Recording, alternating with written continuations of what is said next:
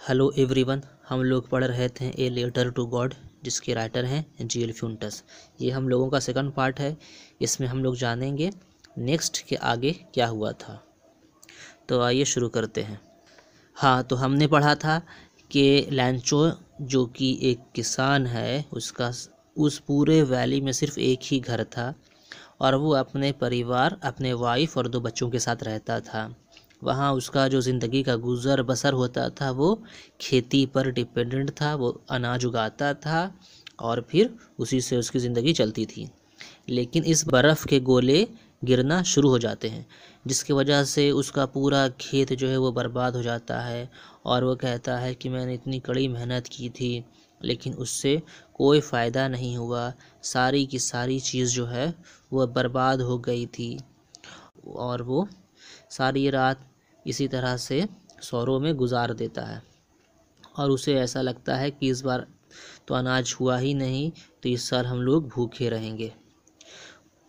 Okay, अभी हम लोग इसके आगे पढ़ते हैं। इसके आगे जो नेक्स्ट है वो स्टोरी यहाँ से शुरू होती है।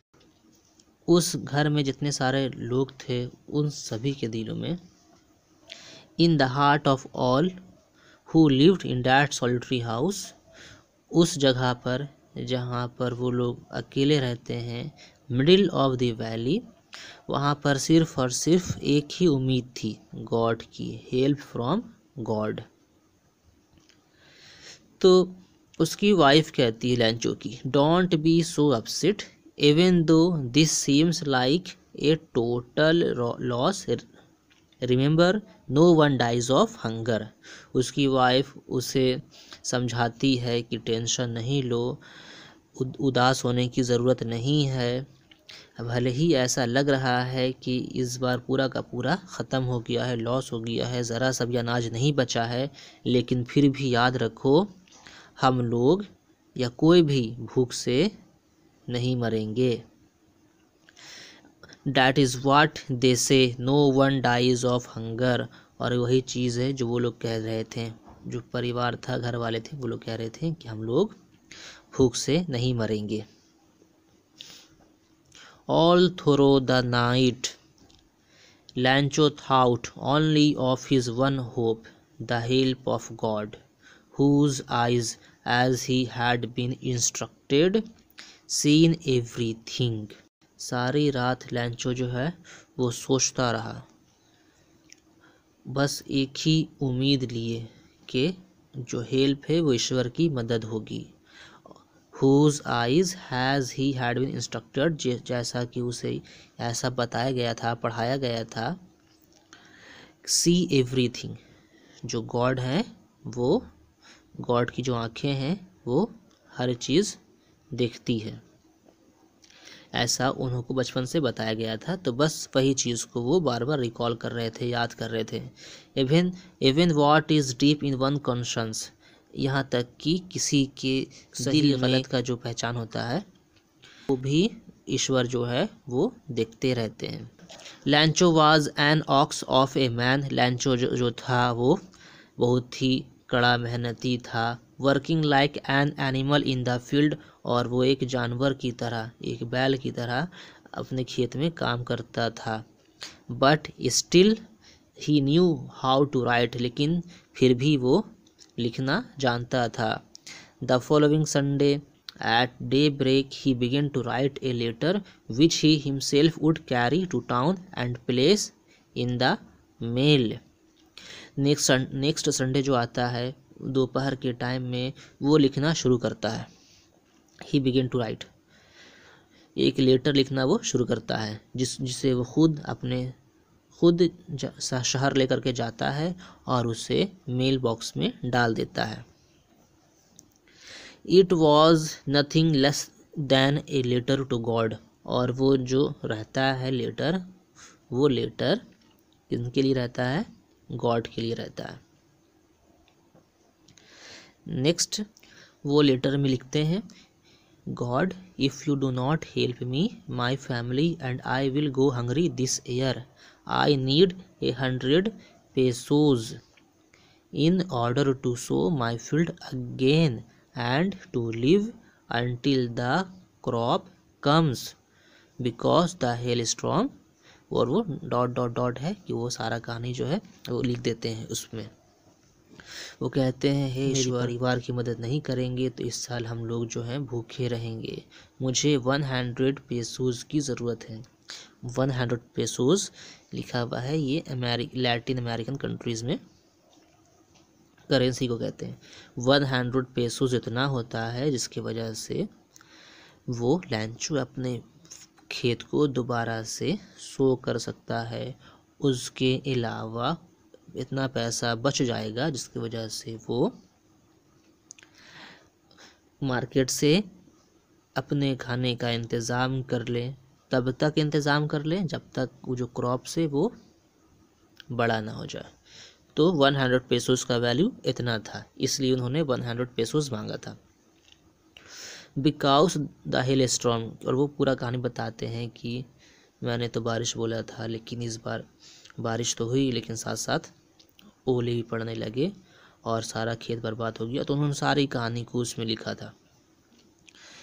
ही रोट टू गॉड, और वो लेटर है, लेटर का जो इन्वेलप है उस पे एड्रेस के तौर पे टू गॉड लिखते हैं और उस लेटर को इन्वेलप के अंदर डाल देते हैं।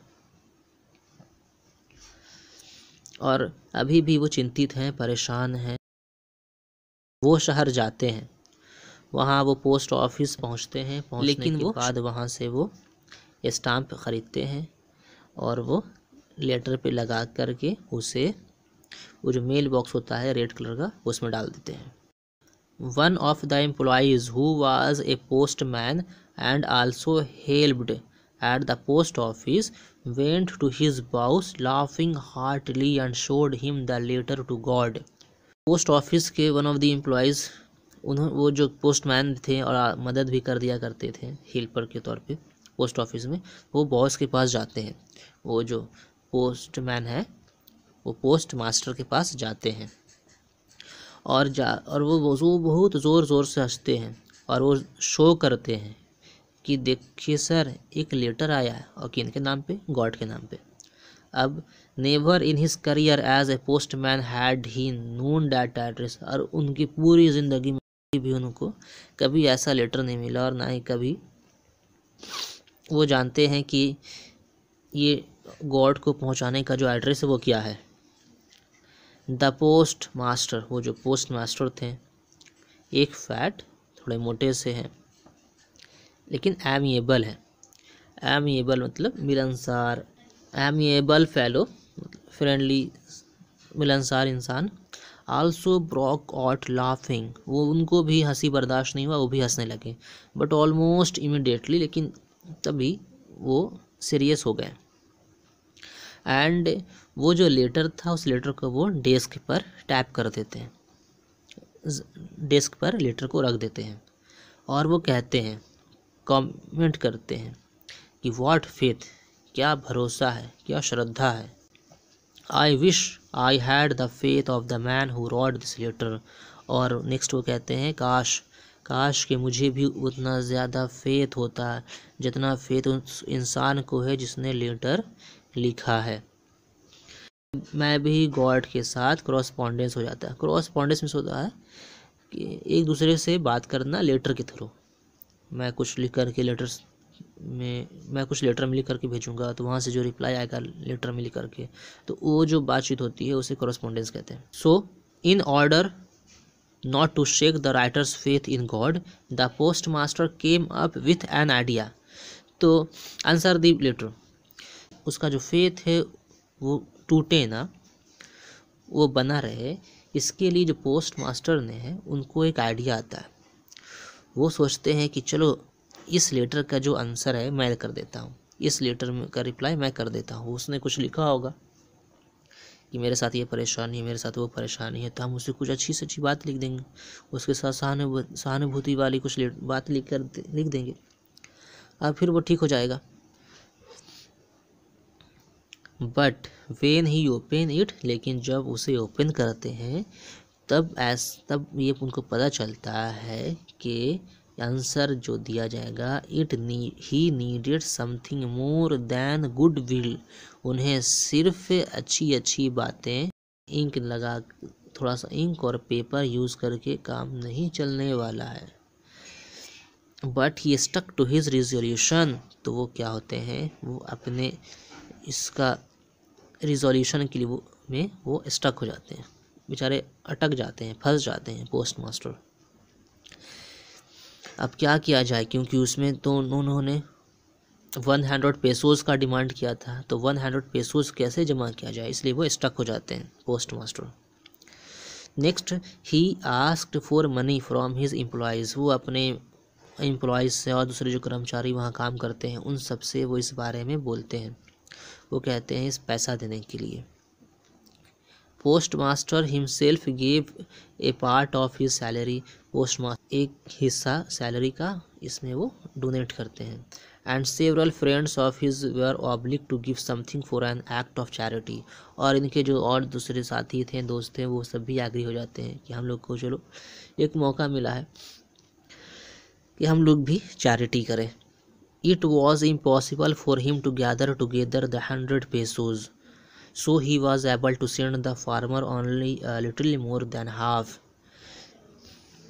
पोस्ट मास्टर और सारे एम्प्लॉयज़ मिल कर के भी 100 पेसोज जमा नहीं कर पाए, क्योंकि इतना ज़्यादा होता था कि वो पैसे से वो पूरे खेत को सो भी कर सकते हैं, प्लस एक्स्ट्रा अनाज ख़रीद भी सकते हैं, और जब तक उनका फसल बड़ा होगा तब तक वो खाने का इंतज़ाम करेंगे।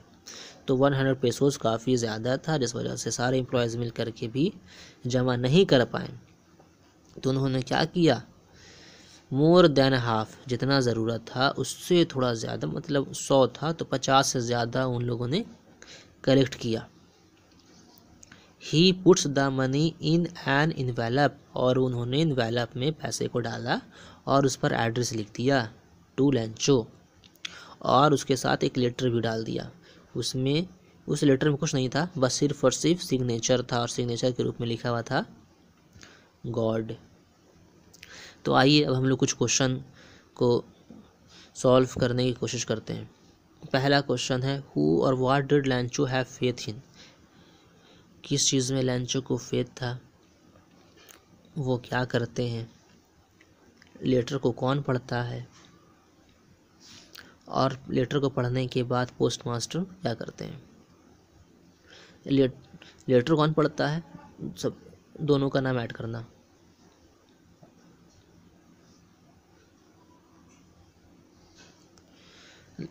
अब हम लोगों का ये लास्ट और फाइनल पैराग्राफ है, जिसे अब हम लोग पढ़ेंगे।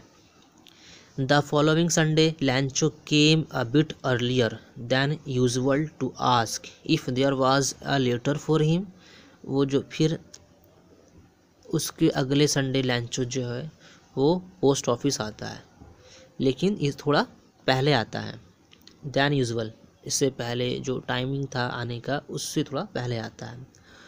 क्यों आता है, पूछने के लिए। If there was a letter for him, क्या उनके लिए कोई लेटर वेटर आया है।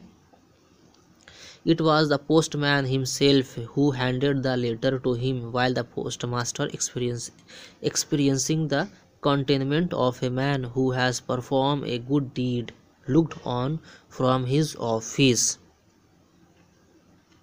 पोस्टमैन जो है, जो बहुत ज़्यादा हंस रहा था, हार्टली ज़ोर ज़ोर से हंस रहा था, वो खुद उनको लेटर देता है लैंचो को, और जो पोस्ट मास्टर हैं वो अपने ऑफिस से बैठ करके एक्सपीरियंस कर रहे थे कॉन्टेनमेंट को, सेटिस्फैक्शन को, कि मैंने कोई अच्छा काम किया है, तो उनको वही एक्सपीरियंस कर रहे थे, और ये वो बैठ करके देख रहे थे ऑफिस अपने।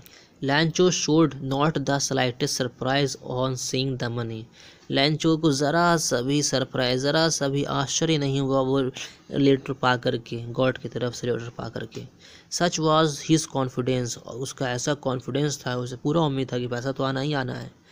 बट ही बिकेम एंग्री, लेकिन वो गुस्सा हो गया, वो सरप्राइज नहीं हुआ कि अरे ये क्या बात हुआ, वो बल्कि गुस्सा हो गया जब उसने मनी को काउंट किया और उसने बोला God could not have made a mistake, ईश्वर गलती नहीं कर सकते, और ना ही वो मना कर सकते हैं लैंचो के रिक्वेस्ट को।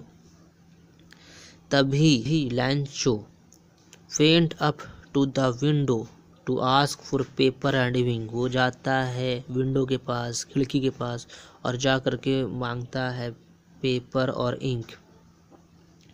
और उसके बाद वो on the public writing table, वो जो बीच में टेबल रहता है, उस टेबल पे ये सेंटर में रहता है, जिसको लिखना रहता है वो यहाँ आकर के लिख सकता है।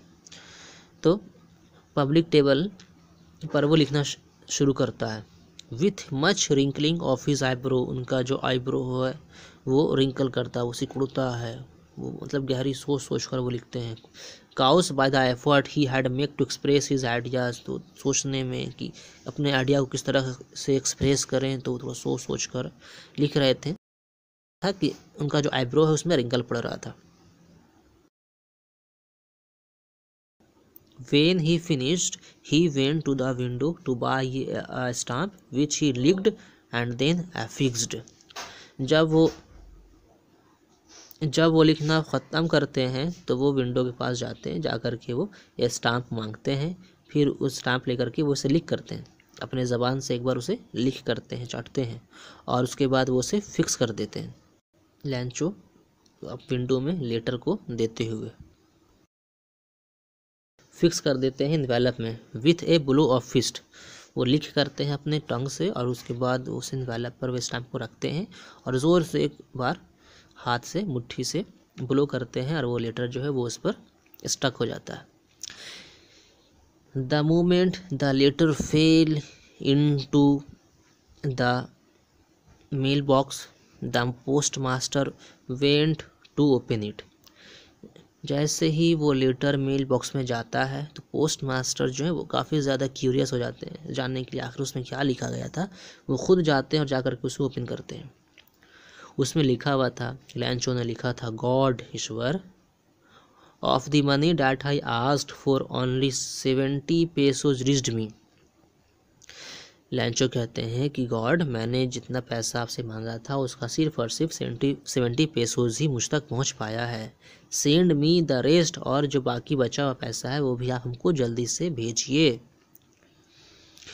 Since I needed it very much, क्योंकि मुझे इसकी काफ़ी ज़्यादा ज़रूरत है। But don't send it to me through the mail, लेकिन मुझे पैसा डाक के द्वारा नहीं भेजिएगा। Because the post office employees are a bunch of crook, क्योंकि पोस्ट ऑफिस के जो एम्प्लॉयज़ हैं वो सारे के सारे बेईमान हैं। और लास्ट में लिख देता है सिग्नेचर में लैंचो, और यहीं पर हमारी कहानी ख़त्म हो जाती है।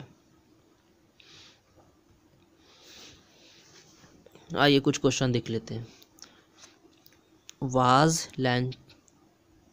Was Lencho surprise to find a letter for him with money in it? क्या लैंचो को सरप्राइज हुआ था लेटर पा करके उसमें पैसे के साथ? उसे किस चीज़ से गुस्सा आया? इन सारे क्वेश्चन का आंसर आप लोगों को लिखना है। नेक्स्ट, ये सारे क्वेश्चन हैं, ये सबको सॉल्व करना है।